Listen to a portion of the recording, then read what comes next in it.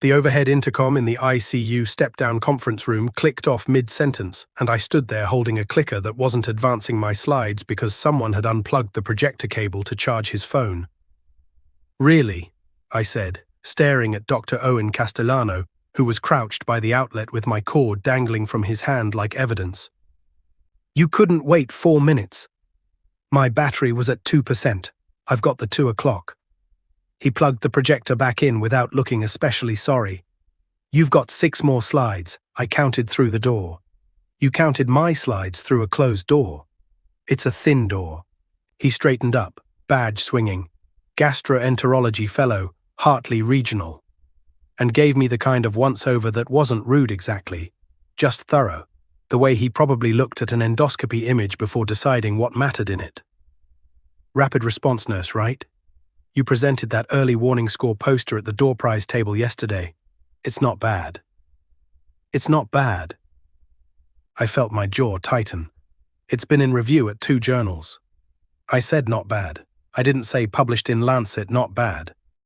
I'd been a rapid response nurse at a mid-size hospital outside Cleveland for 3 years, the kind of job where you learn to read a room of vital signs faster than most residents learn to read a chart, and I had not driven 6 hours to a regional critical care conference to get graded by a man with a phone charger and an opinion.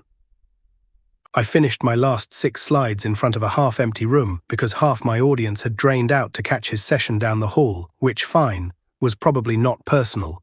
Conference schedules just worked that way, except it felt personal, the way losing a good parking spot to the same car 3 days running starts to feel personal, even though nobody's actually targeting you. He was in the hallway afterward, leaning against the wall with 2 coffees, and for one stupid second, I thought one might be for me. Neither was. He drank the first, held the second like he was deciding whether it was worth the walk back to the machine. "Your recovery time data was better than mine," he said, not as an apology, more like a man conceding a point in an argument nobody else was having. "The 3-tier model. I've been trying to get our unit to adopt something like that for a year, and nobody upstairs will fund the training hours. It took me 2 years of logging it myself before anyone believed the numbers. I believe the numbers."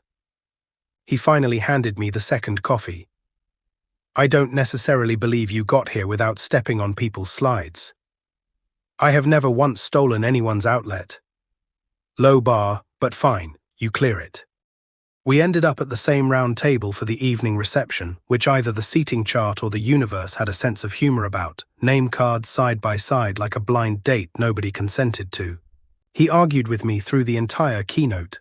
Not loudly, just leaning in close enough that I could smell the coffee still on him, murmuring corrections and counterpoints, and somewhere between his third objection and my third eye roll, I noticed I was leaning in too, that neither of us had pulled back, that the gap between our chairs had closed itself over 90 minutes without either of us deciding to close it.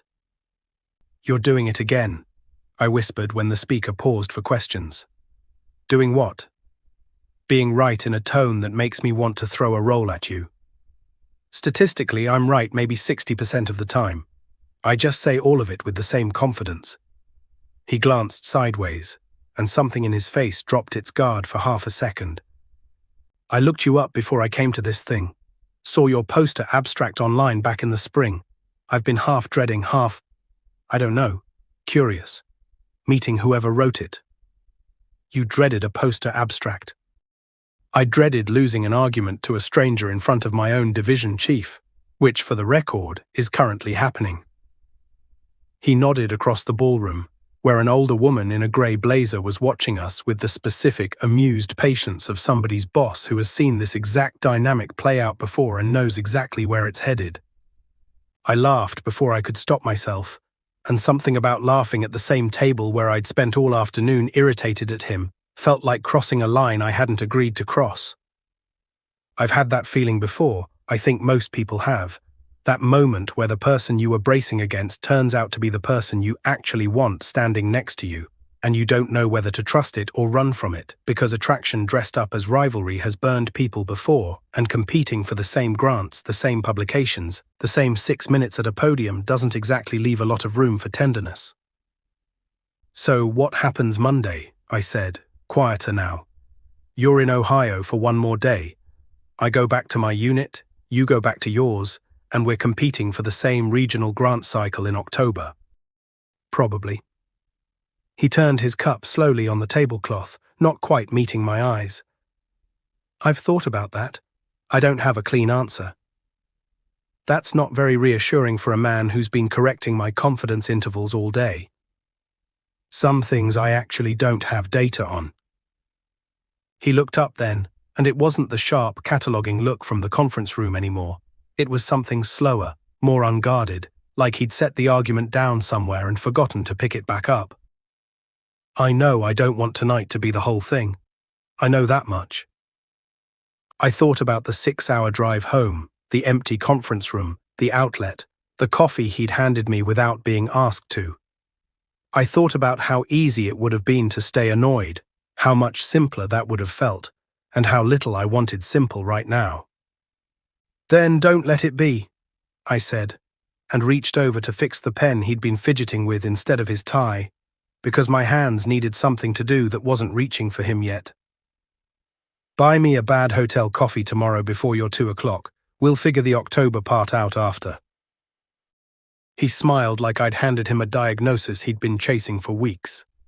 Whatever happens with the grant cycle, whatever this turns into once we're back in our own hospitals 3 states apart, I keep thinking about that gap between 2 chairs closing itself without either of us noticing and wondering how many people spend a whole conference or a whole year mistaking the pull towards someone for a reason to keep pushing back.